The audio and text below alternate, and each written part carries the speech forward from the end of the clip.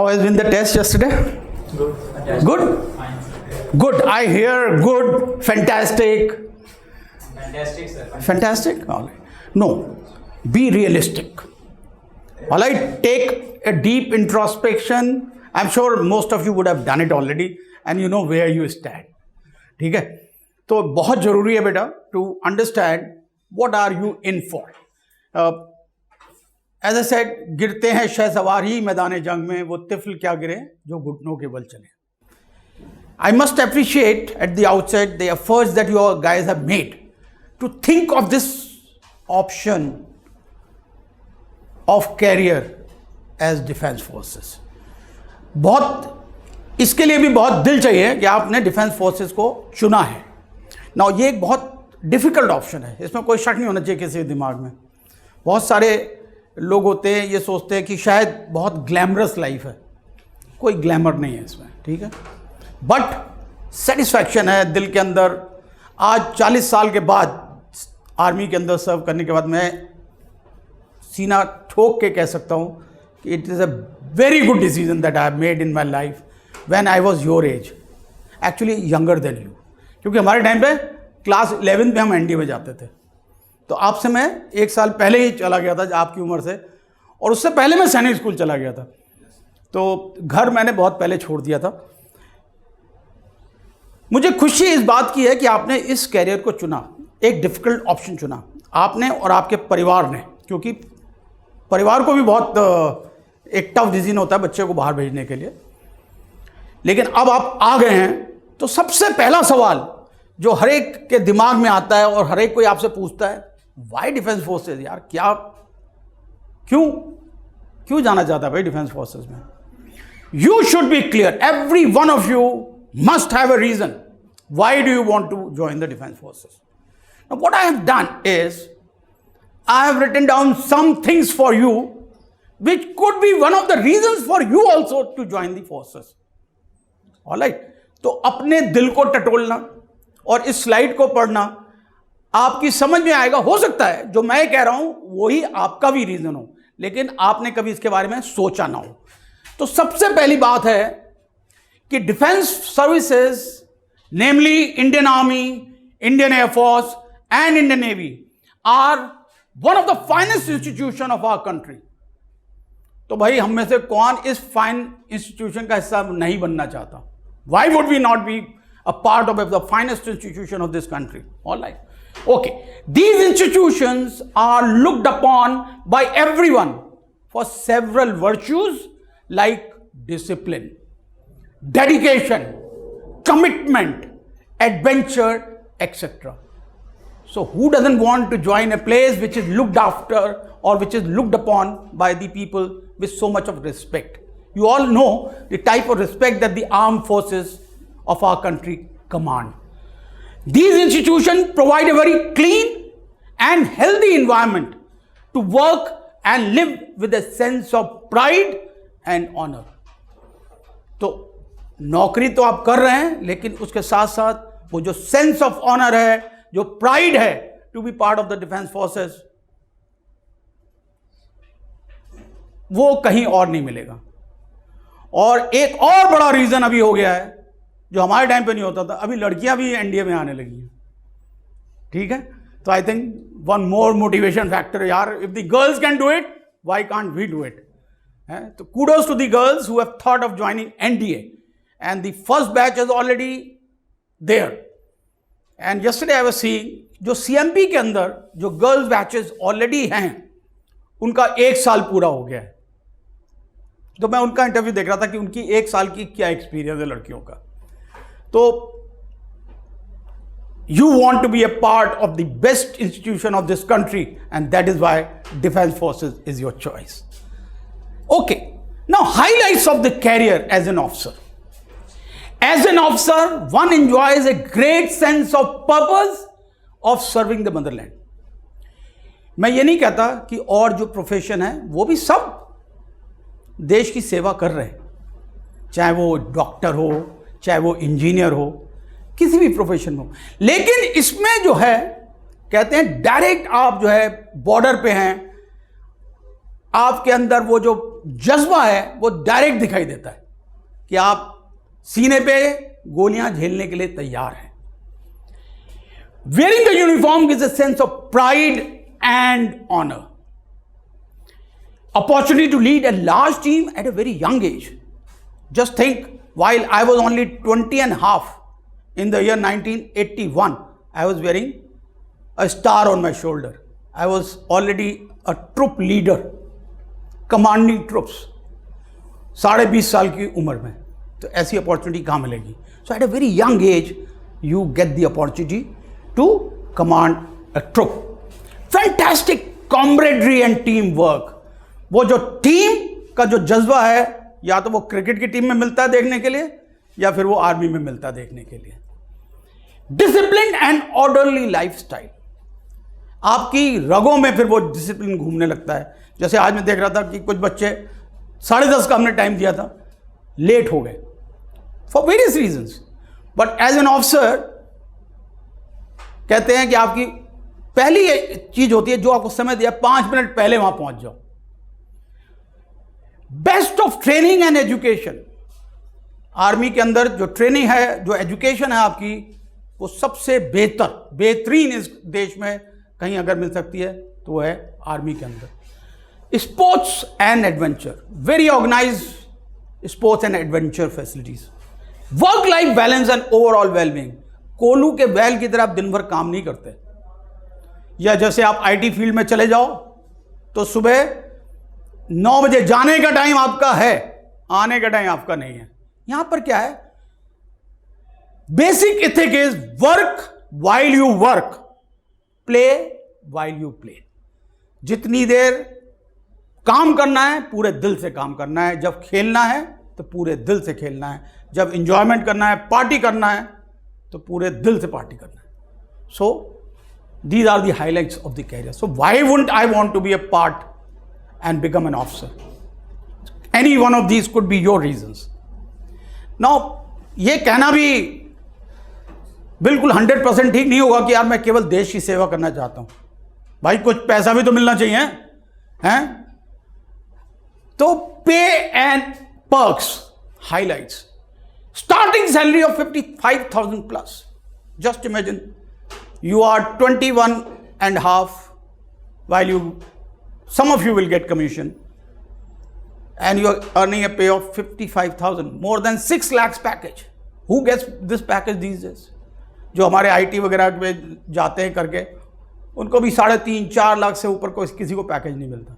ये आपका पैकेज जो है तकरीबन 6 लाख से ऊपर है।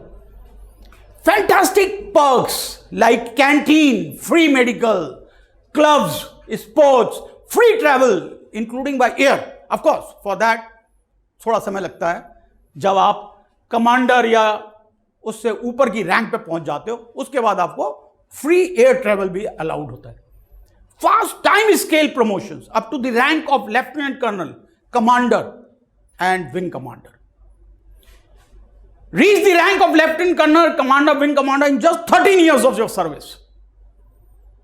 तो वो जो स्टैग्नेशन है, प्रमोशन है, आपको 13 साल तक जो है पूरा टाइम स्केल प्रमोशन है। Easy exit after pensionable service of 20 years. There are a lot of people जो अपनी पर्सनल प्रॉब्लम के कारण 20 साल के बाद सर्विस छोड़ सकते हैं।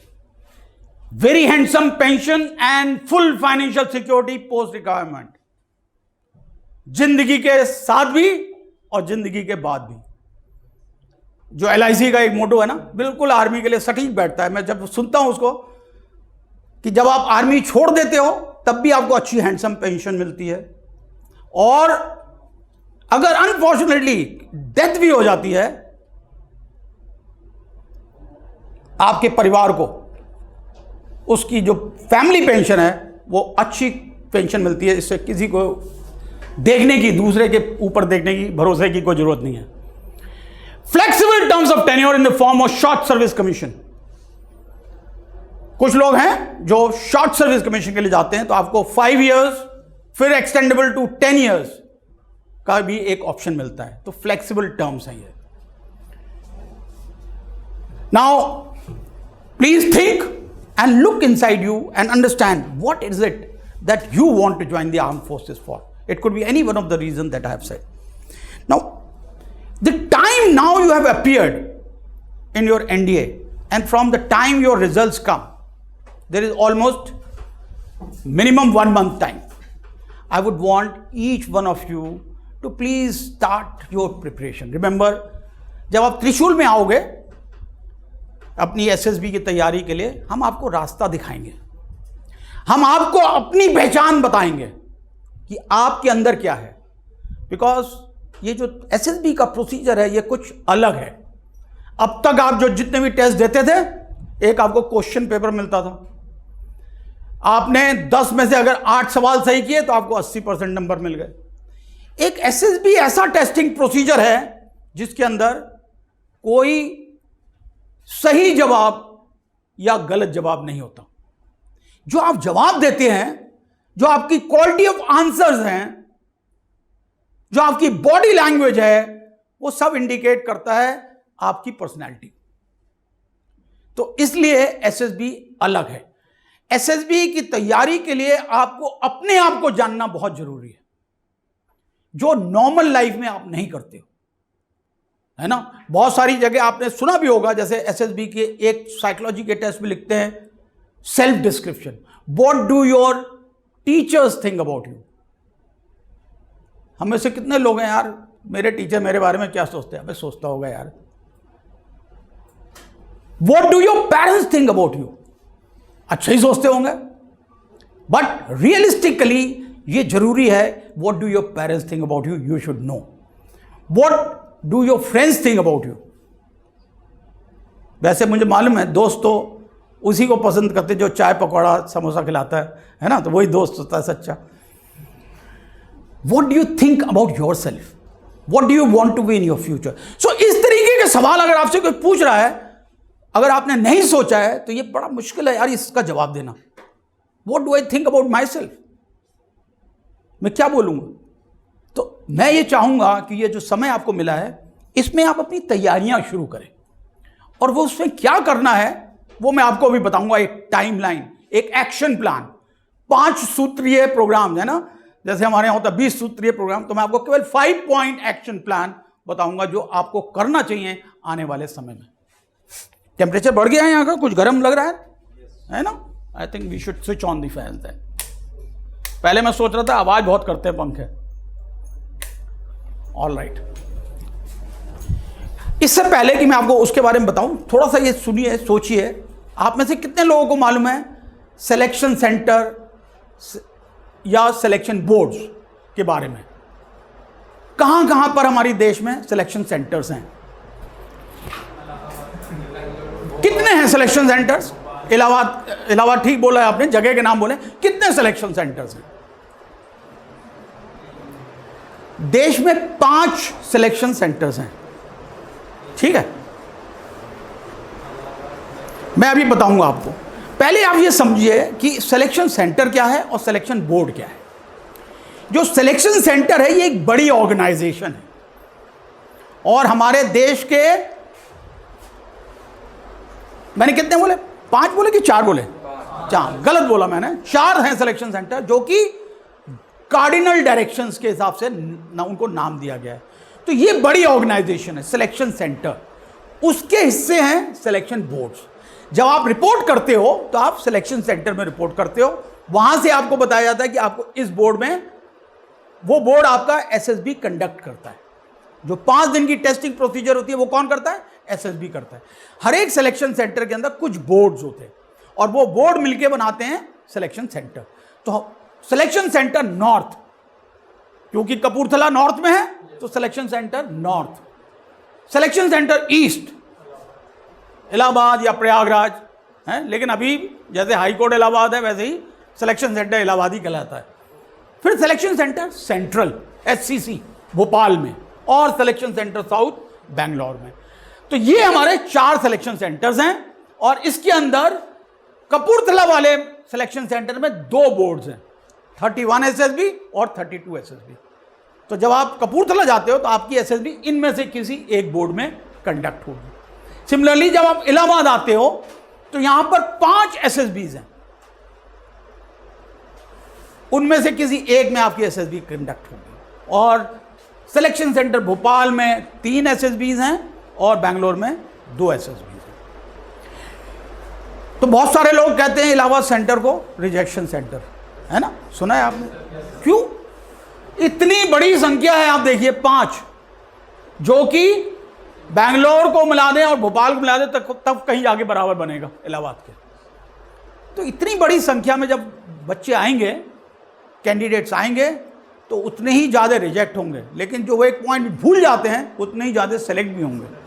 ठीक है, तकरीबन रेशियो जो है बराबर होता है। मैंने देखा है, मैं 8 साल सिलेक्शन सेंटर में रहा हूँ और हर एक सिलेक्शन सेंटर का तकरीबन जो आपका सिलेक्शन रेशियो है वो तकरीबन बराबर होता है। ठीक है, लेकिन क्योंकि यहाँ ज़्यादा लोग आते हैं इसलिए ज़्यादा लोग कहते हैं यार मैं तो फेल हो गया वहाँ पर, और वो तो रिजेक्शन सेंटर है। ये एक मिथ है, गलत फहमी है, अपने दिमाग से निकाल दें। मैंने बड़े अच्छे अच्छे कैंडिडेट इलाहाबाद में पास होते हुए भी देखे हैं। ऑलराइट, नेक्स्ट चीज़ जो है नेवी की, कुछ लोग आप में से जो है नेवी के भी मुरीद हैं, नेवी की सिलेक्शन सेंटर भी जाते हैं आप। तो नेवी के जो सिलेक्शन बोर्ड है उनको बोलते हैं NSB, नेवल सिलेक्शन बोर्ड। इसमें 33 SSB है, ये भोपाल में सिलेक्शन सेंटर सेंट्रल के साथ ही को लोकेटेड है, भोपाल वाली के साथ। 12 SSB बेंगलोर में है और 3 नेवल सिलेक्शन बोर्ड्स हैं जो कि उनकी जहां पर वो लोकेटेड हैं उसके नाम से जाने जाते हैं। Naval selection board Coimbatore, naval selection board Visakhapatnam और नेवल सिलेक्शन बोर्ड कोलकाता। ये कोलकाता वाला जो बोर्ड है ये अभी बिल्कुल नया है। ठीक है, और अभी बना है, ये साल हो गया इसको भी काम करते हुए, जैसे कि कपूरथला वाला बोर्ड है। ठीक है, तो ये जानना आपकी केवल जनरल अवेयरनेस के लिए जरूरी है कि कहां कहां पर हमारे सिलेक्शन सेंटर्स हैं। और आखिरी है एयरफोर्स। एयरफोर्स का सिंपल 5 SSBs कहां कहां पर हैं? देहरादून, मैसूर, गांधीनगर, बनारसी और गुवाहाटी। तो आप में से जो लोग एयरफोर्स के ऑप्शन चूज करेंगे आपको इनमें से कोई सिलेक्शन सेंटर मिलेगा। मैं आपको ये भी बता दूं, बहुत सारे एयरफोर्स के कैंडिडेट्स आर्मी सिलेक्शन सेंटर्स में भी आते हैं। आप सोचोगे कि यार मैंने तो एयरफोर्स चूज किया, मेरा इलाहाबाद क्यों सेंटर आ गया? यहां पर आप SSB का टेस्ट दोगे, जब SSB क्लियर हो जाएगी आपकी, उसके बाद आपको भेजा जाएगा बनारस। वहां पे आपका एयरफोर्स का जो टेस्ट होता है वो टेस्ट एक कंडक्ट किया जाएगा, पायलट एप्टीट्यूड टेस्ट जिसको बोलते थे। ठीक है, वो होगा और जो उसमें क्लियर हो जाएगा वो फिर एयरफोर्स के लिए होगा कंडक्ट। और एयरफोर्स की और आर्मी की और नेवी की एक कंबाइंड लिस्ट भी बनती है। कुछ लोग एयरफोर्स के जो नहीं एयरफोर्स के लिए सेलेक्ट हुए, मेडिकली अगर कुछ प्रॉब्लम है जो कि आर्मी के लिए एक्सेप्टेबल है, तो आप आर्मी के लिए भी ऑप्ट कर सकते हो। ठीक है, ओके। नाउ वो जो मैं 5 सूत्रीय प्रोग्राम बता रहा था, 5 point action plan for preparation of your SSB, ये जो आगे आने वाला जो समय है, अब ये मत सोचना कि यार अभी एग्जाम खत्म हो गया वेट करेंगे। आपने अगर अपना आत्मचिंतन किया है, सेल्फ इवैल्यूएशन किया है अपनी परफॉर्मेंस का, तो आप में से बहुत सारे लोग होंगे जो श्योर होंगे कि क्लियर हो जाएगा मेरा। कितने लोग श्योर हैं?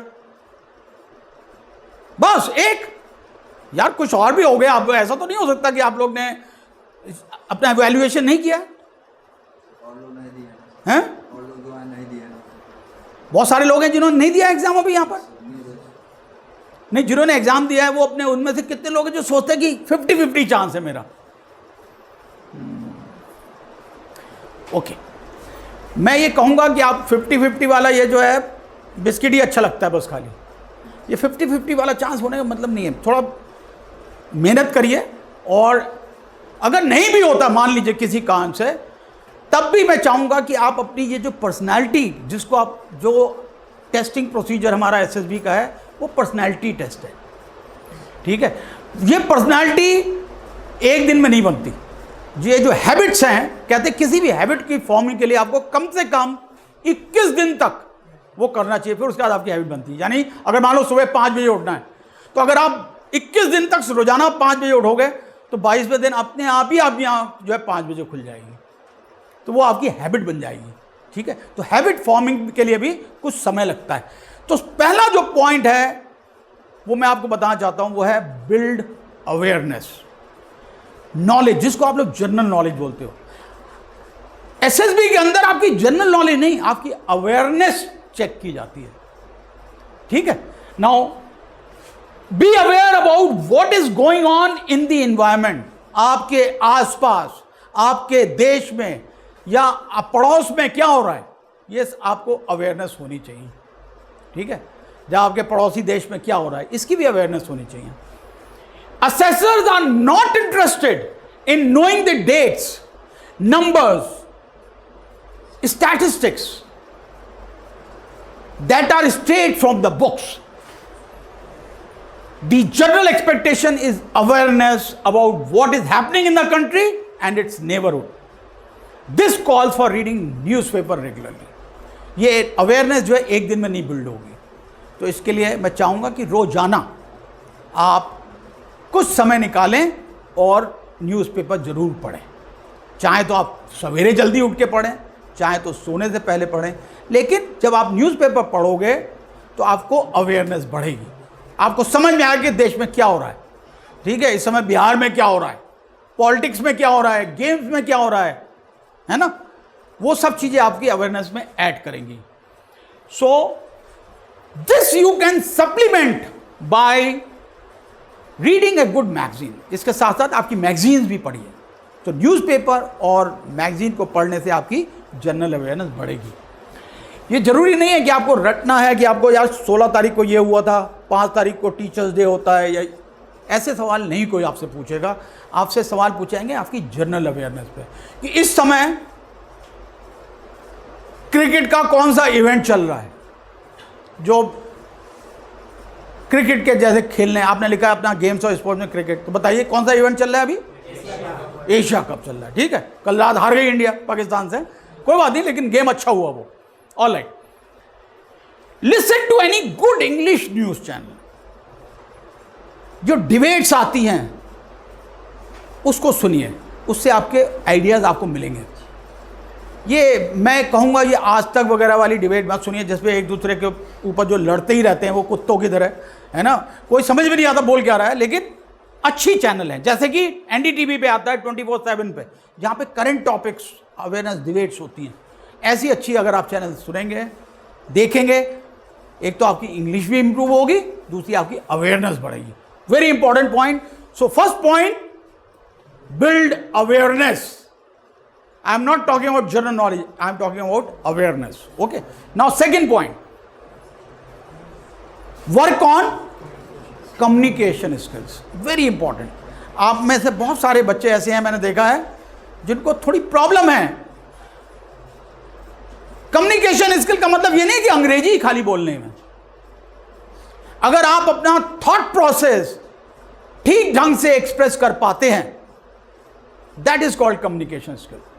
Yes, English is the medium in the SSB. It is a fact. But even if you use a combination of English and Hindi, provided आपके दिमाग में क्या चल रहा है ये अगर आप अपने एक्सप्रेस कर पाएं क्लियर, कंसाइज और अनएम्बिगुअस मैनर में,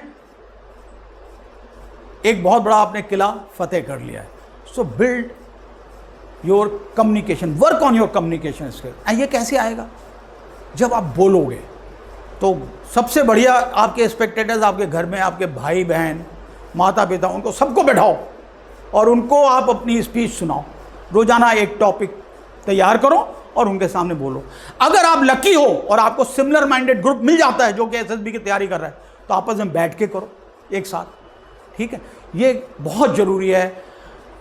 आप अपनी इंडिविजुअल प्रैक्टिसेस भी कर सकते हो, मिरर के सामने खड़े होकर ये सोच के कि आप ग्रुप को एड्रेस कर रहे हो। अपनी वॉइस को रिकॉर्ड करो, अपने जो आप टॉपिक्स तैयार कर रहे हो उसको रिकॉर्ड करो, उसको दोबारा सुनो, और जब आप सुनोगे तो आपकी समझ में आएगा कहाँ पे मेरी गलती हो रही है, कहाँ मैं स्मूथली बोल नहीं पा रहा हूँ। So work on your communication skills. Remember, it is a good idea to start in English with friends and family members. I know ये थोड़ा सा हमारे सभी के साथ ये प्रॉब्लम है, आपके आपस में हम एक दूसरे से अंग्रेजी में नहीं बोलते हैं, लेकिन एटलीस्ट अपने फ्रेंड्स के साथ आप अंग्रेजी में बात करो। एक रूल बनाओ कि भाई हम आपस में जब भी बात करेंगे अंग्रेजी में बात करेंगे। जब तक वो झिझक नहीं खुलेगी आपकी अंग्रेजी में बोलने की, तब तक आपका कॉन्फिडेंस लेवल नहीं बढ़ेगा। मैंने देखा है बहुत सारे कैंडिडेट्स अंडर कॉन्फिडेंट होते हैं क्योंकि उन्हें लगता है मैं अंग्रेजी में बोल नहीं पा रहा। Remember, English is a language, you can learn it, but communication skill is a art and you have to develop it. Alright, बहुत सारे लोगों ने सुना होगा नवजोत सिंह सिद्धू का नाम है ना, क्रिकेटर और बहुत अच्छा ओरेटर भी है, लेकिन एक समय था जब वो क्रिकेट में आया था तो बोल नहीं पाता था। बहुत मेहनत करी उसने, बहुत प्रैक्टिस करी है, और अब देखिए कितना अच्छा बोलता है वो। ठीक है, मैं उनकी पॉलिटिकल स्पीचेस की बात नहीं कर रहा हूं, हर समय के लिए उसके पास एक मुहावरा होता है ना, छूटते ही वो एक कोई ना कोई शेर सुना देता है। तो क्योंकि उसने मेहनत करी है, ये सब चीजें याद करने से थोड़ी होती है, ये उसकी हैबिट बन गई है अभी। तो please work on your communication skills and it will take you time, but शुरुआत करनी है आपने अभी, क्योंकि जब तक आप खुद शुरुआत नहीं करोगे आपको कोई हेल्प नहीं कर सकता आपकी कम्युनिकेशन स्किल्स को डेवलप करने के लिए। Lot of people join English speaking classes, it's a good step you are taking, guidance मिलेगी आपको, जरूर करिए आप इंग्लिश स्पीकिंग क्लासेस, लेकिन कितनी भी क्लास कर लो जब तक आप खुद बोलोगे नहीं तब तक फायदा नहीं होगा। बहुत सारे लोग कहते हैं यार मुझे जब तक स्विमिंग नहीं आ जाएगी मैं स्विमिंग पूल में नहीं जाऊंगा। भाई जब स्विमिंग पूल में जाओगे तभी तो आएगी, तो इसलिए बोलना शुरू करो अंग्रेजी में, तभी अंग्रेजी आएगी। Alright, third point is build knowledge of arm oblique service. आप सबके दिमाग में कुछ सपने हैं, यार मैं एयरफोर्स में जाना चाहता हूं, या मैं आर्मी में जाना चाहता हूं, या मैं नेवी में जाना चाहता हूं। आप जिस भी आर्म में जाना चाहते हो please acquire knowledge about that arm. And आजकल सबसे कहां से सबसे अच्छी नॉलेज मिलती है? योर डियर फ्रेंड गूगल बाबा। Google, everything is available on the internet and whatever you are suppose to know is available there. So please build knowledge about the arm oblique service. तो 3 point हो गए। पहला point क्या था? Build awareness. Second, work on your communication skills. And third, build knowledge of the arm oblique service that you want to join. Fourth and fifth, बहुत important, जिसके ऊपर आप रोजाना काम कर सकते हो, physical fitness, appearance and personal discipline. Now, you have to exercise regularly. कहते हैं a healthy mind resides in a healthy body. तो आपको मैं ये नहीं कहता कि आप अपने आमिर खान की तरह या सलमान खान की तरह अपने वो बनाइए, लेकिन आपके अंदर स्टैमिना होनी चाहिए। Physical stamina is very much necessary. So please work on your physical fitness and as I said, एक दिन में डेवलप नहीं होगी। और अगर लड़कियों ने भी एनडीए में जाना है तो आपको भी पुशअप्स, क्रंचेस जो है करना जरूरी है। सिटअप्स करिए, पेट की मसल आपकी बनेगी और आपको बहुत फ़ायदा होगा। चाहे उसके बाद एनडीए जाओ चाहे ना जाओ, but you will feel happy. So please start running every day and try and see how much time you are taking. Improve on your timings. There is no need for you to do sprinting. We are not trying to make you 100 metre runner, but at least you should be able to run good 5 kilometers without जीभ बाहर नहीं निकलनी चाहिए उस 5 kilometre में। ठीक है, तो मेहनत करनी पड़ेगी आपको to work on your physical fitness. And remember, lot of boys I have seen at a very small age have started putting on lot of weight. तो अपना वेट जरूर मेजर करना है। वेट आपका, आपकी हाइट आपकी एज के मुताबिक एक वेट टेबल है, सबको मालूम है ना। तो हाँ प्लीज, अब ईएमआई वाली बात में मत जाओ, ईएमआई के लिए थोड़ा सा ज़्यादा होता है, लेकिन वेट आपका जो है, मुझे याद है जब मैं इंडिया गया था मेरा वेट 47 किलो था। जब छुट्टी में घर आता था तो खा पी के माँ खिलाती थी खूब कि कितना दुबला हो गया है, 50 किलो हो जाता था, फिर वापस जाता था 47 किलो। तो वो 3 साल एनडीए में और उससे पहले साइंस स्कूल में भी, फिर उसके बाद आर्मी में चले गए। तो ऑफकोर्स जैसे जैसे उम्र बढ़ती है वैसे वैसे वेट भी बढ़ता है, लेकिन अब मेरा वेट जो है, मैं अब चाहता हूँ कम करना, नहीं होता कम, 69-70 पे घूमता है अभी। ठीक है, तो मैं ये चाहूँगा कि अपने वेट की तरफ आप कॉन्शियस रहें। और आप लोग के पास तो आजकल इतने अप्लायंसेज हैं कि आप फट से आपको पता लग जाता है कि यार मेरा वेट बढ़ रहा है। अगर वेट बढ़ रहा है तो वो आपका शो करता है कि आप कैजुअल हो, इसीलिए आप अपना वेट बढ़ने दे रहे हो। तो प्लीज़ वर्क एंड रिमेंबर, वो जरूरी नहीं कि आपको क्रैश प्रोग्राम करना है कि बस खाली चने खा के मैं जिंदा रहूँ। खाइए अच्छे से, लेकिन अपना वेट कंट्रोल कीजिए। जो लोग मोटे हो गए हैं, मैं आपको पहले बताता हूँ, जब आप स्टेज 1 टेस्टिंग के लिए जाते हो, और अगर जो बहुत मोटे बच्चे हैं वो सोचते हैं मैंने बहुत अच्छा किया, लेकिन ये नहीं मालूम तुम मोटे हो इसीलिए तुमको निकाल दिया गया है। तो कृपा करके कंट्रोल योर वेट, ठीक है। सो बी फिट। बहुत सारे हैं जो वेट लिफ्टर्स हैं, ठीक है, जिनका वेट बढ़ जाता है या जिनकी फैट बढ़ जाता है क्योंकि वो एक्सरसाइजेज ऐसी कर रहे हैं। एनडीए के लिए एक्सेप्टेबल नहीं है, मैं आपको अभी बता देता हूँ। So please work on your physical fitness, appearance in public and personal discipline. The way you present yourself will matter a lot to the assessors. तो अपनी पर्सनल, ये मैं नहीं कहता कि भाई ये तो जो भगवान ने रंग दिया है, जो रूप दिया है वो तो वही रहेगा। पर्सनल अपीयरेंस का मतलब ये होता है कि प्लीज बी प्रॉपरली ग्रूम्ड। बाल हिप्पी कट नहीं होने चाहिए। आजकल बहुत टोपी उल्टी पहन ली, कान छिदवा लिए। अब लड़के भी कान छिदवा के पहनते हैं क्योंकि वो देखते हैं क्रिकेट वाले पिक्चर में, मूवीज में हैं। तो क्या है भाई, और ये टैटू, प्लीज रिमेंबर, आर्मी के अंदर ये टैटू वाला जो सिस्टम है ना, बिल्कुल एक्सेप्टेबल नहीं है। बहुत सारे बच्चे मैंने देखा है टैटू के कान निकाले जाते हैं। तो please don't get into any of these fancy, be normal child of your age, and personal discipline, very important. This is a habit that you have to form. Orders, you have to learn to obey orders. Remember, a good leader is a good follower also. ठीक है, अगर आप हुक्म आदेश की पालन नहीं करोगे, और जो लिमिट्स आप अपने लिए सेट करते हो यार, कि सुबह में अगर मैंने आपने डिसाइड किया कल से 5 बजे उठूंगा, अच्छा सुबह 5 बजे तक कहता है यार आज सो जाता हूँ, कल से करूँगा। अरे आज करे सो काल कर, और काल करे सो परसों, ऐसी जल्दी क्या पड़ी है, जीना तो है बरसों, हैं। कुछ लोग की ये एटीट्यूड नहीं काम करेगी। काल करे सो आज कर, और आज करे सो अब, पल में प्रलय होगी। तो please get into that habit of looking after your own self and be conscious of the orders that are given to you. In the SSB, they do tell you do's and don'ts when you go. So please learn this and develop this habit of following orders. So 5 सूत्रीय program clear है अभी?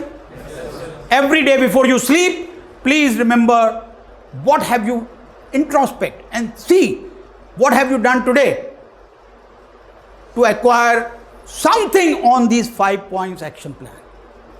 Every day there should be something that you have done to work on your awareness. What is the new thing that you have learned today?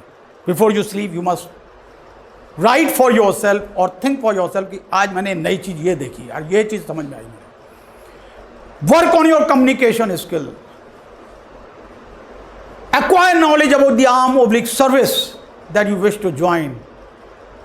Work on your physical fitness and appearance and personal discipline. So ये 5 point ये गांठ बांधनी है, और आने वाले 1 महीने में जिससे पहले आप SSB जाओ, रोजाना ये करो, ठीक है. Make a habit of reading good newspaper and magazines, and I will suggest read English newspapers and English magazines. There are a lot of places आप देखोगे libraries में आपको मिल जाती है. Please visit libraries and read good magazines and newspapers. So this is the 5 action plan. Now the SSB per se, the first day is the most important day. While you reach on the first day, stage 1 testing takes place, and you are aware only 30 to 40% candidates get retained in stage 1, depending upon what entry you are going. For NDA, generally up to 60% candidates get retained for the stage 1. तो NDA के लिए भी 40% candidate हमारे screen out हो जाते हैं. तो मेरी सलाह है आपको कि आप स्टेज 1 टेस्टिंग के लिए मेहनत, मैंने बताया पहली चीज़ आपकी फिजिकल अपीयरेंस ठीक होनी चाहिए, दूसरी चीज़ आपकी कम्युनिकेशन स्किल्स अच्छी होनी चाहिए, तीसरी चीज़ है OIR, ऑफिसर्स इंटेलिजेंस रेटिंग. सुना है ये वर्ड आपने? आपकी test of your verbal and non verbal abilities. So please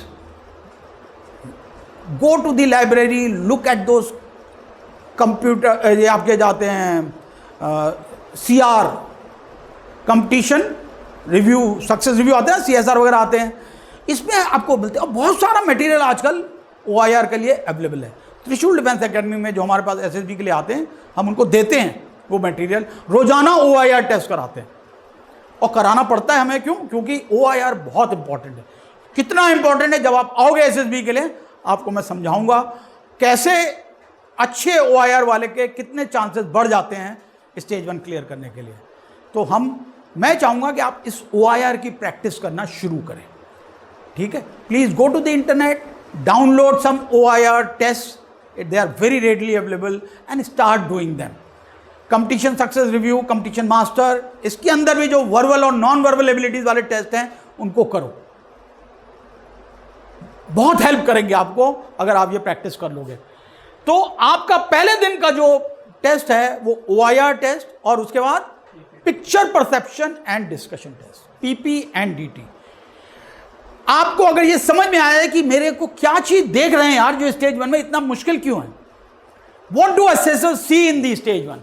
first is perception and narration of story. एक पिक्चर दिखाई जाती है आपको 30 सेकेंड्स के लिए, और आपको उस पिक्चर को समझना है कि इस पिक्चर में हो क्या रहा है, कितने कैरेक्टर्स हैं, एंड फिर सोचना है कि यार ये what could be the past, what could be the future, ठीक है। तो ये एबिलिटी कि एक पिक्चर दिखाएं और आप एक स्टोरी बना सकें, थोड़ा समय लगता है। ये अगर आप प्रैक्टिस करो किसी भी समय का, देखो यार 3 पैराग्राफ लिखने होते हैं, what led to the situation, what is happening in the picture, and what is the future outcome. तो ये आप अगर ठीक ढंग से पॉजिटिवली उस पिक्चर को परसीव कर पाओ और उसके बाद एक अच्छी स्टोरी लिख पाओ, 80% of your assessment in the stage 1 testing is the narration. और नरेशन का मतलब क्या हो गया? Communication skills. तो लॉर्ड फिर के बाद कम्युनिकेशन स्किल्स पे आती है। तो please improve on your general awareness, improve on your speaking part. General awareness बढ़ेगी तो आपका परसेप्शन और स्टोरी राइटिंग में भी आपको मदद मिलेगी, ठीक है। Okay, now screening is a broad filter. जैसे घरों में देखा होगा, जब राशन आता है या चावल बिनने होते हैं तो क्या किया जाता है, उसको एक मोटे छलनी में पहले छाना जाता है, तो जिससे क्या होता है, जो कूड़ा करकट है वो नीचे निकल जाए और बाकी जो माल है ऊपर रहे। तो यह भी एक फिल्टर है जिसके अंदर डिजर्विंग कैंडिडेट्स को मौका मिले। और एनडीए के लिए यह सबसे बड़ी चीज है कि आपके अंदर वो स्पार्क होना चाहिए, वो ज़ील होनी चाहिए, वो जज्बा होना चाहिए, वो इंथुजियाज्म होना चाहिए, जो आपके टेस्टिंग प्रोसीजर में आप दिखा सको। जब आप स्टोरी नरेट करो confidently, fluently, in A crisp manner, you should be able to narrate the story. And remember, while you speak to the public, make it a habit that your voice should be well modulated. And what is a modulated voice? Goes up and down in sinusoidal curve. Then you make an impact. So ये practice से आएगा। आप lecturette की practice करो या story narration की practice करो, लेकिन जब आप नरेट करो उसको रिकॉर्ड करो और सुनो अपने आप। आपको सुन के कैसा लगता है? क्या ये आपके ऊपर इंपैक्ट करता है? आपकी अपनी स्पीच, क्या इसमें कमी है, आपकी समझ में आएगा।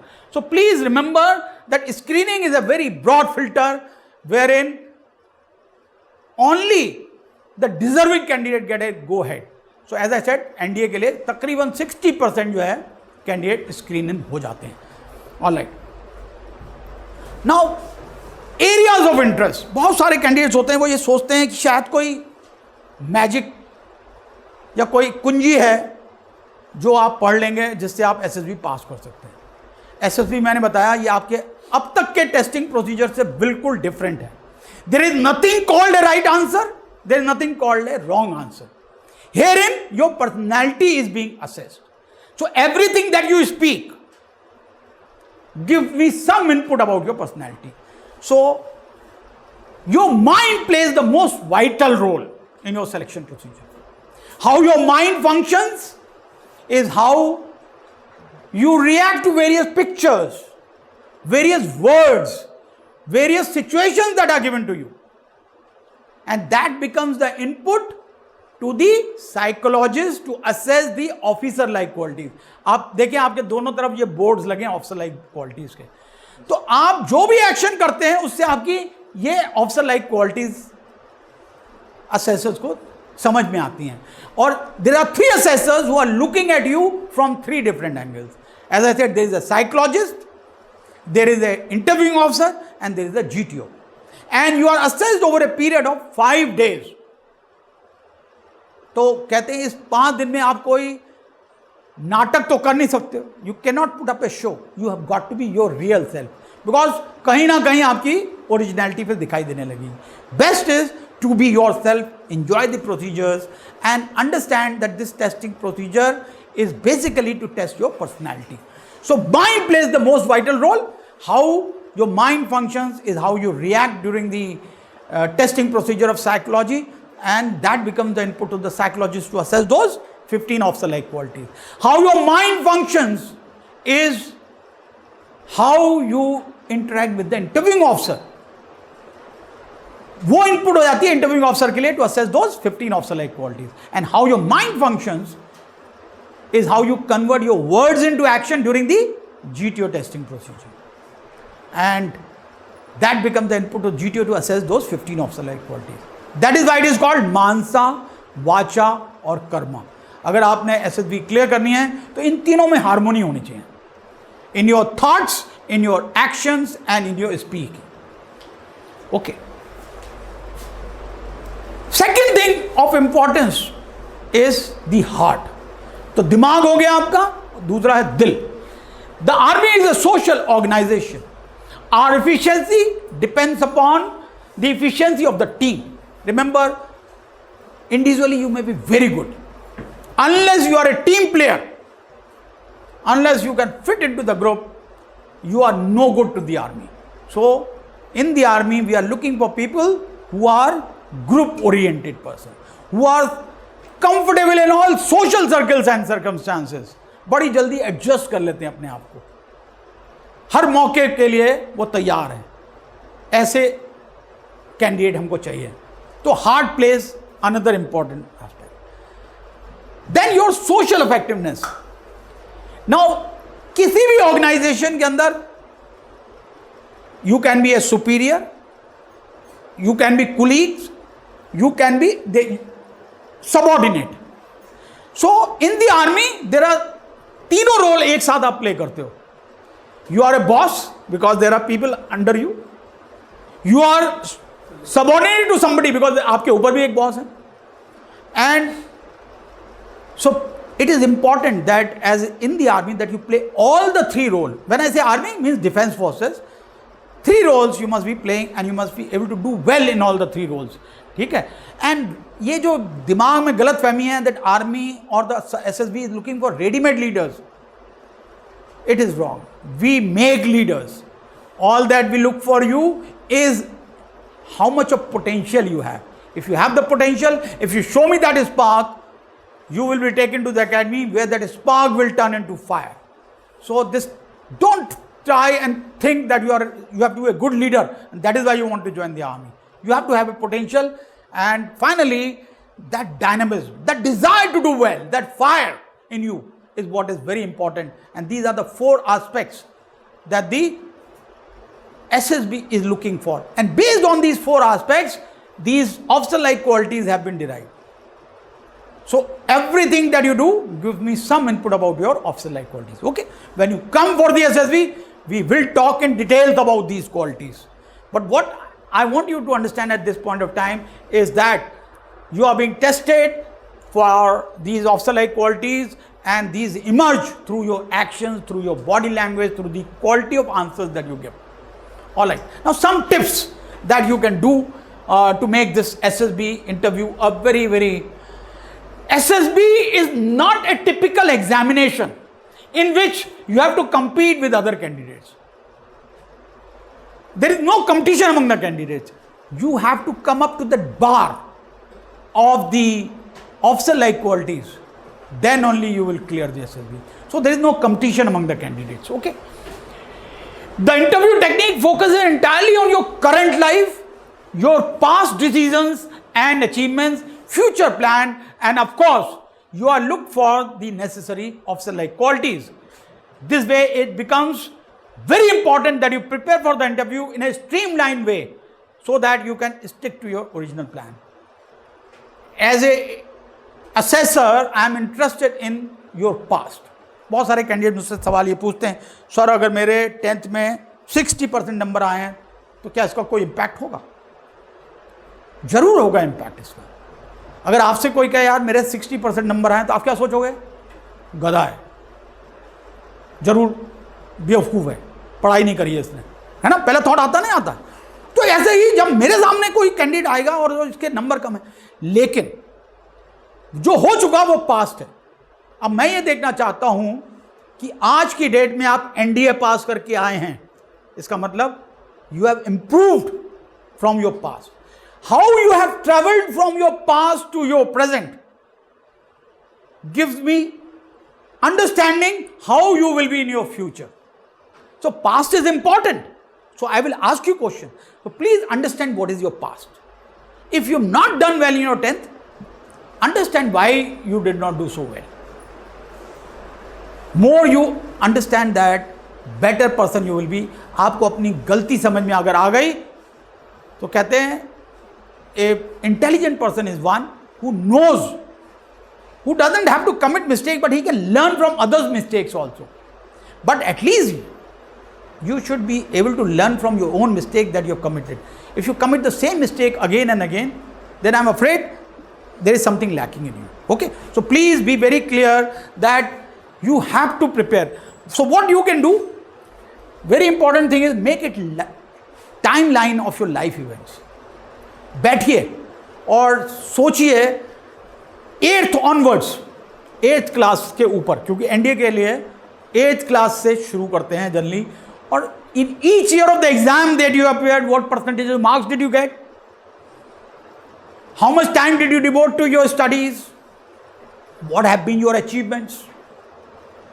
आप क्लास मॉनिटर थे या आपने 100% मार्क्स लिए मैथ्स में, ये सारे अचीवमेंट्स हैं. तो please think of your achievements. 8 से लेके आपका 12 तक हर एक साल में जो कुछ भी हुआ है उसको आप लिखिए, मेक ए टाइम लाइन. ठीक है, वो आपको बहुत हेल्प करेगा एसएसबी की ड्यूरेशन में. अगर आप अपना all aware interviews all about your events, so make a timeline of your life events and put them in one way at one place. Now starting इसमें लिखा 10th जो है ग्रेजुएट लेवल के एंट्री के लिए. आप एनडीए के लिए 8th से जो है 12th तक के लिए आपने 10th में क्या स्ट्रीम सेलेक्ट की, क्यों सेलेक्ट की, आपका क्या रीजन था, जो भी डिसीजन लिए गए. अगर आप हॉस्टल गए, क्यों आपको हॉस्टल गए, किसका डिसीजन था, या आपने कौन कौन से कॉम्पिटिटिव एग्जाम्स दिए हैं, ये सारे डिसीजन जो है आपने जो अपनी ज़िंदगी में लिए हैं. Please make a time line of the events. उसको एक जगह लिखिए, अपने अचीवमेंट्स को एक जगह लिखिए, और यू विल रियलाइज जो आपकी 80 to 90% of the question that are asked in the SSB are based upon your events of your life. Okay, because you are asked to fill up a personal information question. So please be very very clear about the time line of the events. Okay, make a list of your achievements. बहुत सारे लोग सोचते हैं यार मेरा तो कोई achievement नहीं है. Please think there will be some achievements. जो अचीवमेंट्स हैं please think about them and be proud of your achievements. So please make a list of your achievements. जो डिसीजन आपकी जिंदगी में लिए गए उससे सवाल पूछिए. Why, if you have gone to a hostel, why hostel was it. If you selected science stream, why did you select the science stream, what is your reason, and be clear about that reason. So making a timeline of the event, then raising questions about your decision that you have taken in the past. ये मैं आपको इसलिए बता रहा हूं कि अभी आप थोड़ा सा फुर्सत का समय मिला है आपको. ये आप अभी करोगे तो जब आप एसएसबी की तैयारी करोगे तो देखोगे आपको अपने आप को इंप्रूव करने का और मौका मिलेगा. तब तक आपकी समझ में आने लगेगा कि मैं what type of person I am, मेरे अंदर क्या कमियां हैं और मेरी क्या विशेषताएं हैं. Very, very necessary for each one of you to realize your own strengths and your own weaknesses. So please raise questions from your decisions. Introspect and improvise. बहुत जरूरी है कि आत्मचिंतन आत्ममंथन to understand what is happening in your life. ठीक है, you have arranged all the relevant questions in a place. Try to seek their answers in a systematic manner. You won't get right answers in the first time, as you know yourself just as the next person knows you. हम में से कोई इतनी गंभीरता से अपने आप को नहीं लेता है, तो इसलिए ये सवाल का जवाब दे पाना एकदम से पॉसिबल नहीं होगा. Please introspect and write down the events of your life and you will start getting answers to the questions. अपनी कमियों को छुपाओ मत. Don't mask the weaknesses. बहुत सारे लोग होते हैं जो सोचते हैं यार किसी को पता नहीं चलेगा. सबको पता लगता है. आप you are the best assessor of your own personality. So please carry out a deep introspection and don't ever mask your weaknesses. Make work on your weaknesses. Remember, if you do not succeed in any event, इसके लिए आपको अपने अंदर ही देखना पड़ेगा कि मेरे अंदर क्या कमी है. मैंने देखा बहुत सारे लोग उन कमियों के रीजन जो है बाहर ढूंढते हैं कि यार पानी बहुत बरस रहा था, फिसलन बहुत थी, इसलिए मैं ग्राउंड में अच्छा काम नहीं कर पाया. तो ये क्या है? आप you are looking for reason beyond your control. I am saying please look inwards. Each failure that you have had, make it a stepping stone for you to succeed, and that can only happen if you introspect and improvise. Be honest as much as possible, but learn to conceal information also. वो तभी हो पाएगा जब आपकी समझ में आए कि यार मेरी क्या कमियां हैं. अगर आप कमियां समझ में आ गई, you will be working on it. Very important thing for me is to understand how are you working on your weaknesses. So please be honest about your own self. Now know about the people around you. A lot of questions are asked. How do you think is your younger brother? What do you think are the weaknesses, or what are the things that you do not like about your father? What is that you don't like about your teacher? Now भाई, इसका मतलब ये नहीं है कि अगर आपको अपने फादर के अंदर कोई वीकनेस दिखाई देती हैं, इसका मतलब ये नहीं कि आप उसको रिस्पेक्ट नहीं करते हो. भाई हम सब ह्यूमन बीइंग हैं, सबकी अपनी. बट आपके बोलने से मुझे ये पता लगता है कि क्या do you have that maturity, do you have that intelligence to know people around you? मेरे जो बेस्ट फ्रेंड है वो मेरे बेस्ट फ्रेंड क्यों हैं? क्यों मुझे ये आदमी अच्छा लगता है? कुछ तो रीजन होगा ना, इसलिए अच्छा लगता है. तो what are those things that I like about a person? Please develop this habit of knowing people around you. अपने आप को तो जानिए ही, अपने आसपास के लोगों को भी जानिए, अपने परिवार के लोगों को, अपने दोस्तों को. ऐसे सवाल पूछे जाते हैं. Tell me about your friends whom you like the most. And some people with whom you do not get along so well.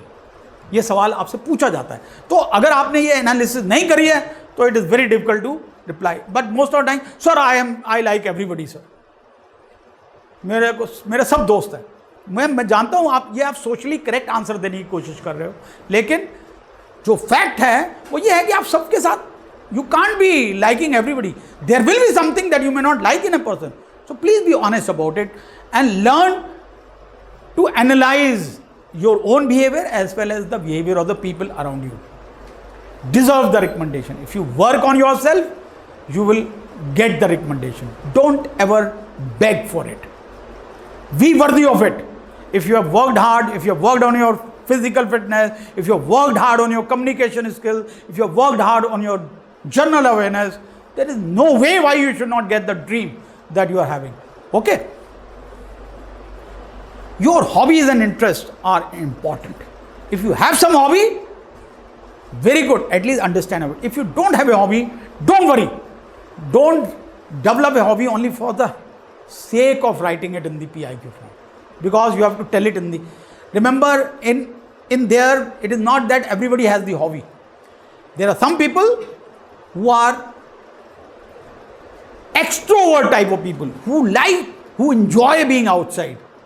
So army is looking for extrovert personality, definitely.